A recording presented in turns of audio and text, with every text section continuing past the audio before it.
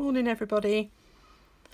I'm just going to do another one of these abstract images using a small canvas, a small square canvas. I've pre-primed the canvas with a pale lemon yellow colour, and then I've drafted out a grid to work on. I'm going to use this pink tone here to paint it with, and I'm going to use the same theory as we did with the watercolour.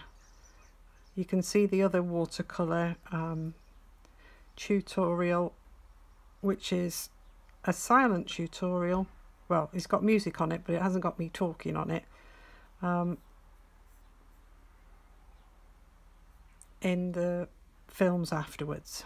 Okay, so just pick up enough paint on your brush so it's not dripping, and we're going to use that until it wears off the brush.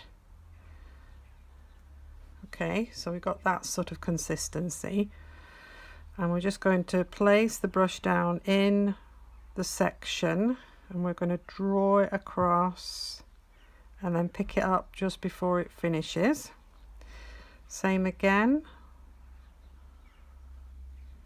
all the way across, trying to keep within the lines. And again, the idea is just to use the paint on the brush and not go back to the pot until it's worn off. So you get a gradual decrease in tone, just purely from the paint running off on your brush. You can see that because the paint is liquid, it's slowly seeping down to the bottom, so it's actually going quite a long way, but you can see it's also thinning out and becoming more like a glaze. This is acrylic, so to begin with the amount of paint on the brush, you've got quite a thick consistency, but going to a thinner consistency. Now I'm going to pick this brush because I've still got paint on the brush, and I'm going to move down here now because I want to use a bigger brush in these sections. So I'm going to move down here and continue placing this paint within those sections, and you can see it's running out now. There is still a bit of paint on the brush, so I'm going to continue, but I'm not going to continue any further than that. So I'm going to go back in, I'm going to pick another load of paint on the brush, and I'm going to carry on again using the same technique. So I've got a square brush here, and as you can see, I am turning it over and turning it around so that it doesn't run out too much. Trying not to go over my lines, but if the mark is very thin and I've still got a decent amount of paint on the brush, I can go over and remark. And again, I'm going to come down here, still got some paint on the brush, so I'm going to try and use that. Like I said, try not to go over the lines, and try not to. That's really run out now. So I'm going to go back in, fill the brush up again, wipe it off so it's not dripping, and then carry on. The idea is to enjoy the paint running out on your brush and enjoy the sort of passage of time of the paint on your brush and the marks that you're making on the canvas. So you can see that's running out slightly, so I'm just going to turn it. Right, okay, so I've got to that stage now. I've got no, or I know I have got this one here. So I'll carry on with this mark.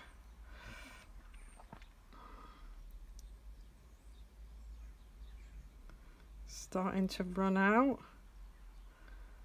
The paint will tend to collect at the top of the brush unless it's a bit more liquid than this.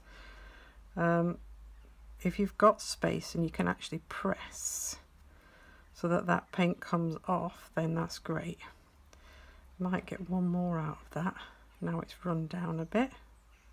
Okay, don't fuss with these patchy bits. That's all part of it. Got to go back in because I've run out of paint on the brush now.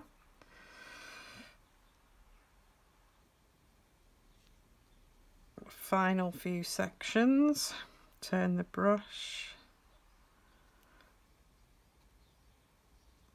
And we're done with that mark. Right, okay, so up to a slightly larger brush now. Okay, so we can do the bigger sections. Again, just fill it up so that it's not dripping. This paint here, I've watered down a little bit with a little bit of water, but it's not sort of consistency of single cream. So again, try and find a brush that more or less fits the shape that you've made. Oh, nearly went in on my paint then, shouldn't do.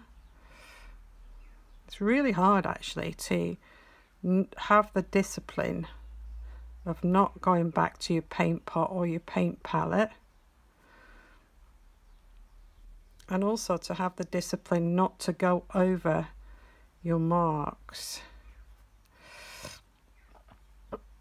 that you're making. You can see that so that's run out now, so I'm going back in, fill it up again.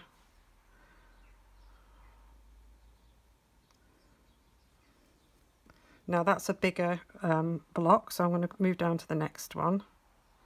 I'm going to use a bigger brush for that one.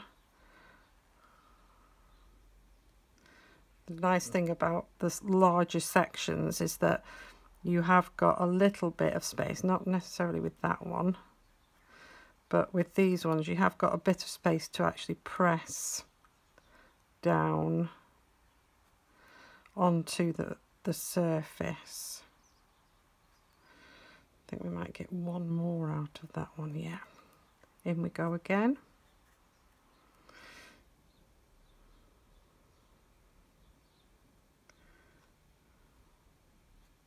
The perfectionists in ourselves, the perfectionism in ourselves, will struggle to not make a fuss with these marks.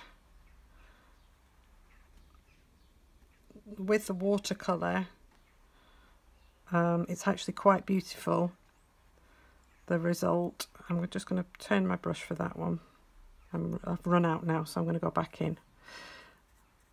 With the acrylic, the marks are more defined because of the tonal nature of the paint, so you might find that you struggle more with accepting the definition with the acrylic than you would with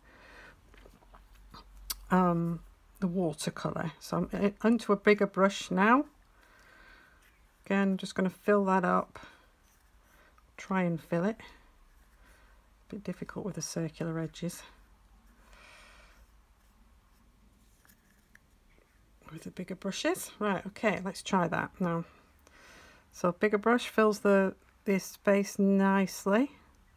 Oops, gone over a bit there, never mind. Accept the accidents. Remember to breathe while you're doing it. It's running out now, so I'm going to go back in. The bigger the brush, I mean, there's more paint there, but obviously you're making larger marks, so you'll find that you run out of paint fairly quickly. Remember, accept the marks that you're making and move on quickly, because that'll, oops, help you to accept them. That's run out now. Let me pick up some more.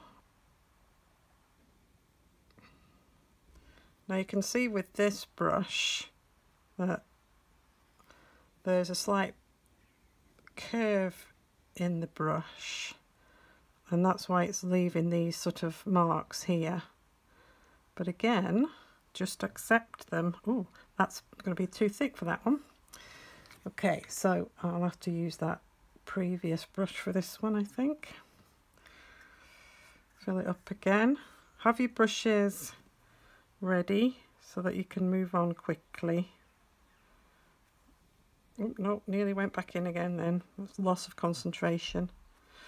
One of the nice things about these paintings is that they are a record of your concentration levels. You know, you might get interrupted by a telephone or a pet or a husband or a wife or a child, and you might have to stop and start again.